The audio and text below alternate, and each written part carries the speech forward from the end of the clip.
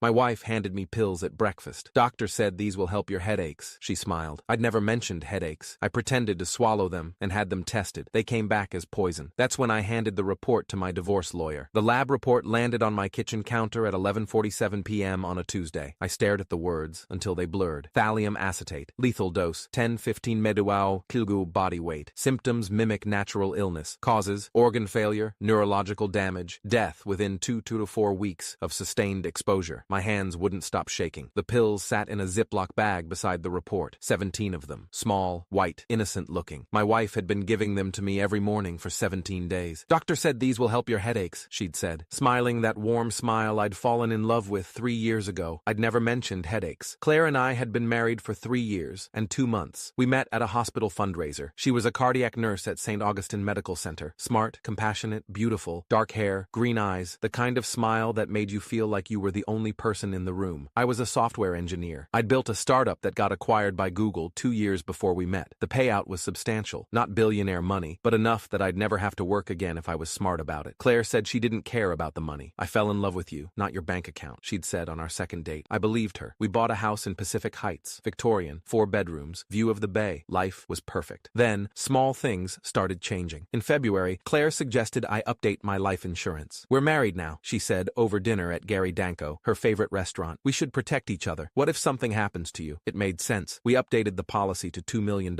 I signed the paperwork without thinking twice. In March, she asked me to add her name to my investment accounts. Just in case, she said, while we were watching Netflix on the couch. If something happens, I shouldn't have to fight with probate courts. My friend Susan went through that when her husband died. Took 18 months. That made sense too. I added her as a beneficiary to my Schwab accounts. $4.7 million in index funds and bonds. In April, she started asking about my will. Have you thought about what you want? Who gets what? We should talk to an estate attorney. It's responsible. I told myself it was adult, mature, smart planning, but something in my gut twisted. It started on a Monday morning in May. I was making coffee when Claire walked into the kitchen. She was wearing her scrubs, blue, with her hospital ID badge clipped to the pocket. Her shift started at 7 a.m. I talked to Dr. Morrison yesterday, she said casually, setting 2 white pills on the counter beside my coffee mug. About your headaches. I looked up from the French press. What headaches? You've been rubbing your temples a lot lately, squinting at your laptop. I noticed. She smiled, that caring nurse smile. He prescribed these. Take them with food. They'll help. I picked up the pills, turned them over in my palm. I don't have headaches. Prevention, Claire said, kissing my forehead. Her lips were warm, familiar. Better to treat them before they get bad. Doctor's orders. She handed me a glass of orange juice. I looked at the pills, at her, at the smile that didn't quite reach her eyes. Something felt wrong, but I told myself I was being paranoid. Claire was a nurse. She cared about health. This was normal. I brought the pills to my mouth, took a sip of juice, tucked the pills under my tongue. All gone. I smiled back. Claire watched me swallow. Actually watched my throat. Good. Take them every morning, okay? Same time. Consistency matters with these medications. The moment she left for work, I spit the pills into a napkin. I stared at them for a long time. Small, white, unmarked. No imprint. No manufacturer logo. Prescription pills always have imprints. I put them in a Ziploc bag and hid them in my desk drawer. The next morning, Claire gave me 2 more pills. How are you feeling? She asked, already in her scrubs, coffee in hand. Fine. No headaches? No. Good. The medication is working. She handed me the pills with my orange juice. Keep taking them. I pretended to swallow again. Made a show of drinking the whole glass. She smiled, kissed me, left for work. I added the pills to the Ziploc bag. That afternoon, I called my friend Marcus. We'd been roommates at Berkeley. He was a pharmacist now, 20 years at Kaiser Permanente, pharmacy supervisor for the last 8. I need a favor, I said. Can you test something for me? Quietly? What kind of something? Pills my wife gave me. She says they're for headaches I don't have. Marcus was quiet for 3 seconds. That's weird. I know. Bring them by tonight, after hours. Use the employee entrance on the south side. Day 3, 2 more pills. Day 4, 2 more. Day 5. Claire started watching me more closely. You should sit down when you take those, she said on day 6. Sometimes they can make you dizzy. I feel fine. Still, better safe. Her eyes were sharp, calculating. Are you taking them at the same time every day? It matters. Yes. Good boy. She squeezed my shoulder. My skin crawled. On day 7, Claire asked, are you losing weight? I looked down at myself. Maybe a little. You should eat more. Her voice dripped with concern. I'm worried about you. You're looking thin. That night, she made my favorite dinner. Lasagna from scratch, garlic bread, Caesar salad with anchovies the way I liked it. Eat, she said, watching me across the table. You need your strength. I ate. But I couldn't shake the feeling that she was studying me, waiting for something. On day 9,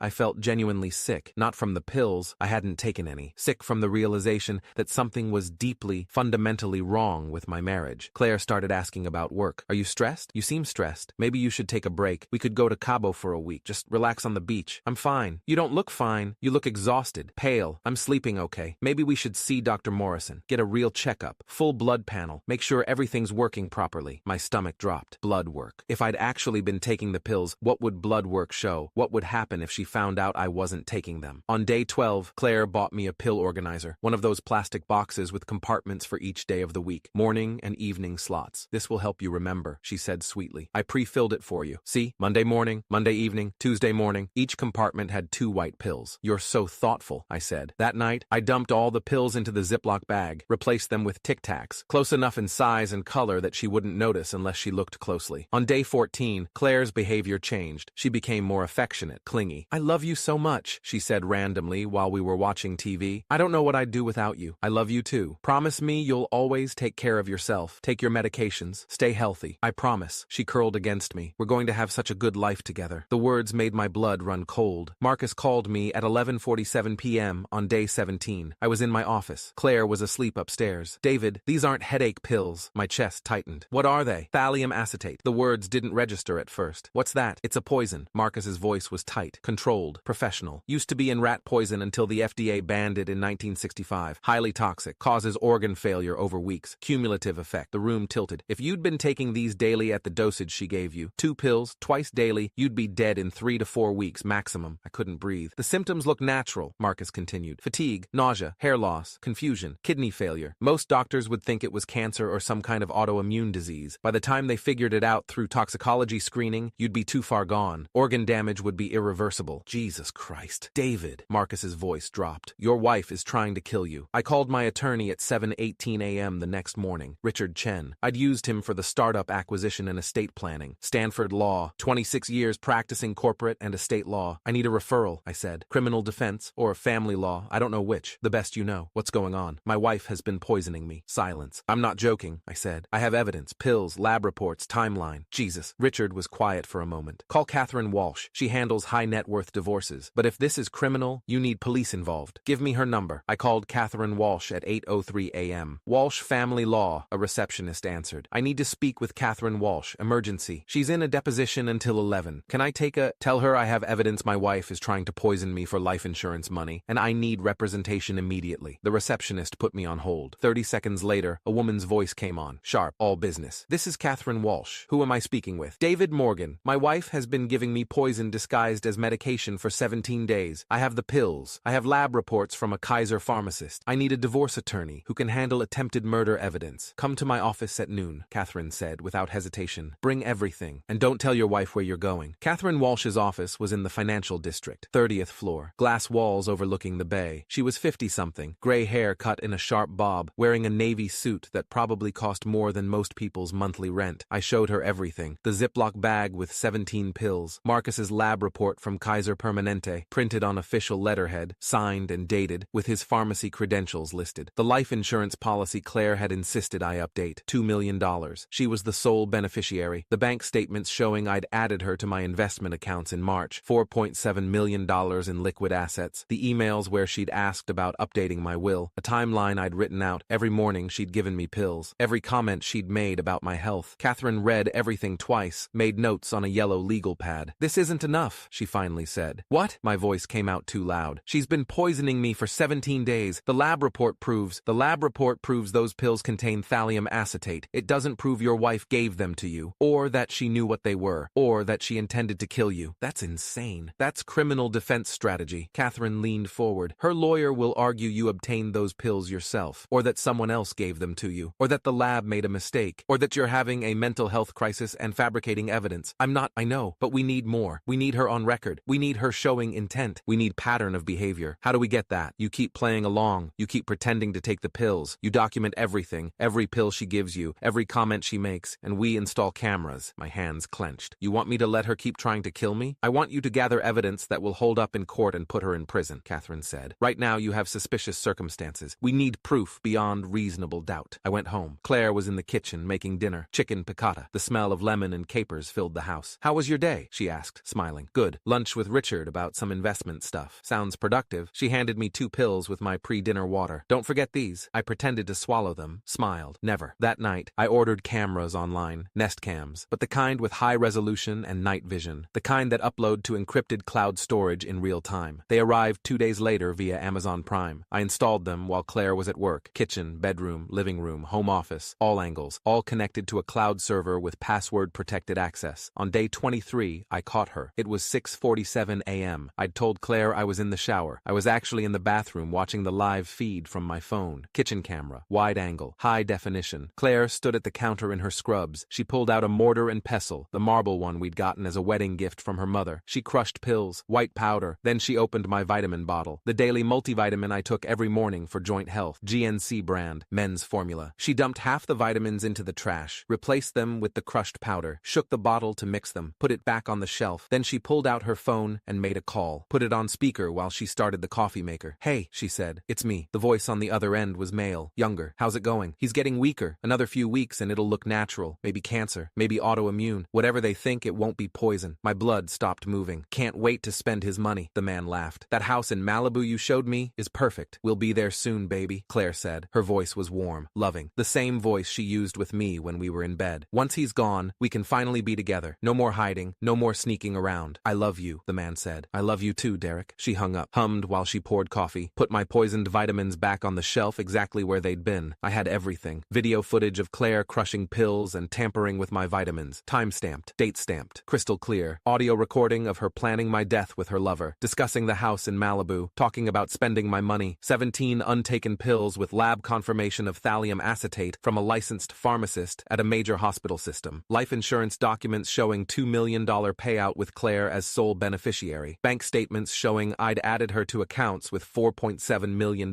just 2 months ago. Timeline documenting every instance. Motive, method, intent, conspiracy. I called Catherine Walsh at 8:15 a.m. from my car in the grocery store parking lot. Claire thought I was buying milk. "I have everything," I said. Video of her crushing pills and mixing them into my vitamins. Audio of her planning my death with her boyfriend. His name is Derek Sullivan. I looked him up. He teaches yoga at Claire's gym. They've been having an affair for at least 8 months based on her credit card statements. "Send me the files, all of them. Encrypted email." "Done." Catherine was quiet for a moment. "David, there's something else you should consider." "What?" "Claire's hosting a charity gala tonight at the Fairmont Hotel. Hospital fundraiser for St. Augustine's cardiac wing expansion. 200 guests, physicians, donors, hospital board members. The mayor's supposed to speak." My chest tightened. So we can have her arrested there, in front of everyone, in front of her colleagues, her boss, her friends, the people she respects. Why would we do that? Because right now she thinks she's winning. She thinks you're dying and no one suspects anything. She thinks she's going to collect $2 million and live in Malibu with her boyfriend while everyone mourns the tragic loss of her husband. Catherine's voice went cold. "I want her to know she lost, publicly, irreversibly, in front of every person whose opinion matters to her. I want her humiliation to be complete." I thought about it. About Claire's smile every morning when she handed me pills. About the mortar and pestle crushing poison. About Derek's laugh, "Can't wait to spend his money." About the house in Malibu they'd planned to buy after I was dead. "Set it up," I said. The Fairmont Grand Ballroom was stunning. Crystal chandeliers hanging from a ceiling 3 stories high. String quartet playing Vivaldi near the entrance. Ice sculptures shaped like hearts, appropriate for a cardiac wing fundraiser. White tablecloths, centerpieces of white roses and purple orchids. 200 people in evening wear. Cardiologists, surgeons, hospital administrators, board members, philanthropists who'd donated 6 and 7 figures to St. Augustine Medical Center over the years. And Claire, she wore a floor-length emerald gown that I'd never seen before. Probably cost $3,000. Hair professionally styled in an updo. Diamond earrings, the ones I'd bought her for our 3rd anniversary. She looked radiant. She was talking to Dr. Richard Patterson, her boss, chief of cardiology. Tall man, late 50s, silver hair, wearing a tuxedo. They were laughing about something. She looked happy, confident, successful, like a woman whose life was going exactly according to plan. I walked through the entrance at 7:34 p.m. I wore a suit, dark blue Tom Ford, but I'd made sure to look sick. No sleep for 2 days, skipped meals, didn't shave. I wanted everyone to see what she'd done. Detective Sarah Martinez and Detective James Chen followed 10 feet behind me. Plain clothes. Martinez was late 30s, Latina, sharp eyes. Chen was mid-40s, Asian, built like someone who worked out every day. Catherine had coordinated with them directly. Attempted murder. Conspiracy to commit murder. Wire fraud. Claire had transferred $50,000 from my Schwab account to a joint account 3 days ago without telling me. Federal and state charges. Claire saw me from across the room. Her smile faltered, just for a second. Then it snapped back into place. Professional. Warm. I walked toward her through the crowd. The room seemed to part around me. People noticed something was wrong. I could see it in their faces. Dr. Patterson saw me first. "David, good to see you. Claire said you weren't feeling well." "I wasn't," I said. My voice sounded hollow. "But I'm feeling much better now. Claire's hand found my arm. Her grip was tight, possessive. David, I didn't know you were coming. You should be resting. I wanted to surprise you. Her nursing colleagues gathered around. Susan Kim, another cardiac nurse, Korean, early 40s. Robert Foster, surgical resident, young, eager. Helen Park, head of hospital fundraising, the woman who'd organized tonight's event. All smiling, all dressed up, all oblivious. Claire's told us so much about you, Helen said warmly. You must be so proud of her work. She's raised over $300,000 for the cardiac wing expansion this year alone. Oh, I'm very proud, I said, looking directly at Claire. My wife is incredibly dedicated, very patient, very methodical in everything she does. Claire's smile tightened. Her nails dug into my arm through my suit jacket. In fact, I continued, voice rising slightly so people nearby could hear, she's been taking very good care of me. Special medication every morning for 23 days. Conversations around us started to quiet. People were listening now. David, Claire's voice dropped to a whisper. Not here. Tell them what the medication was for, Claire. My headaches? Her face went pale. Actually pale. Foundation couldn't hide it. Dr. B.O. Patterson frowned. Is everything all right? The medication was thallium acetate, I said clearly, loudly. A poison. Banned by the FDA in 1965 for use in rat poison. Causes progressive organ failure over weeks. Mimics natural illness. Fatal within 3 to 4 weeks of sustained daily exposure. The string quartet was still playing, but everything else had gone silent. Everyone staring. My wife has been poisoning me, I said. For the $2 million life insurance policy she convinced me to take out in February, and the $4.7 million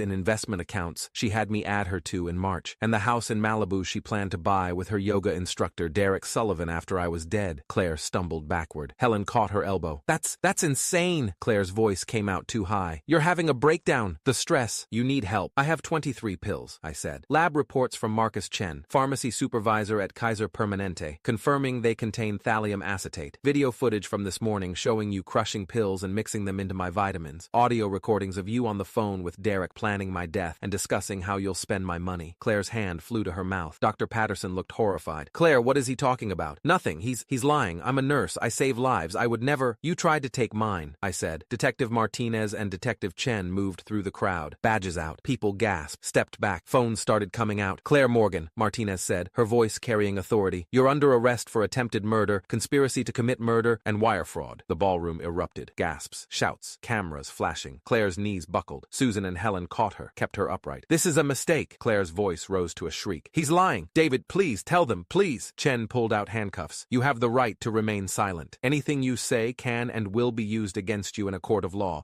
You have the right to an attorney. I didn't do anything. Claire fought as they cuffed her wrists behind her back, mascara running, hair coming loose from its pins, the emerald gown twisting. I'm innocent. Someone's framing me. David. They walked her toward the exit, past her colleagues who'd worked with her for 6 years, past the donors who'd praised her fundraising, past Dr. Patterson who stood frozen, his face white as paper, past the mayor who'd just arrived, staring with his mouth open, past the hospital board members who'd given her awards. Everyone watched. Everyone filmed on their phones. Local news cameras that had been covering the charity gala swiveled to follow. I followed them to the marble lobby. Claire was still screaming. You can't do this to me. I'm a nurse. I help people. David, I love you. Please. Martinez read her Miranda rights again, while Chen called for a patrol car. Claire looked at me, mascara streaking her face, hair a mess. The beautiful, composed nurse completely gone. You're destroying my life, she said. I pulled out my phone, played the audio recording I'd captured this morning. Claire's voice echoed through the marble lobby. He's getting weaker. Another few weeks, and it'll look natural. Once he's gone, we can finally be together. No more hiding, Derek's voice. Can't wait to spend his money. That house in Malibu is perfect. Claire's face crumbled. She stopped fighting, just stood there, shoulders sagging, staring at nothing. Actually, Claire, I said quietly, you tried to destroy mine. I'm just returning the favor. The patrol car pulled up outside, lights flashing. They walked her out through the main entrance, past the valet stand, past the photographers, past the line of people waiting to enter the gala. She pressed her face against the window of the patrol car, still crying. The car pulled away. Behind me, the ballroom had emptied into the lobby. 200 people watching, filming, whispering. Dr. Patterson approached me. David, I don't know what to say. There's nothing to say. My voice was flat, empty. Your nurse tried to murder her husband for money. He nodded slowly, walked away. Helen Park was crying. Susan Kim stood frozen, staring at where Claire had been. The cameras kept flashing. My phone buzzed. Martinez. Derek Sullivan arrested at his apartment. He's talking. Full confession. She planned everything. I looked at the message for a long time. Then I walked out of the Fairmont Hotel into the San Francisco night. The cameras they'd installed to protect themselves had caught the real monsters inside. And now Claire would spend the next 2 decades thinking about those 23 mornings when she'd smiled and handed me poison.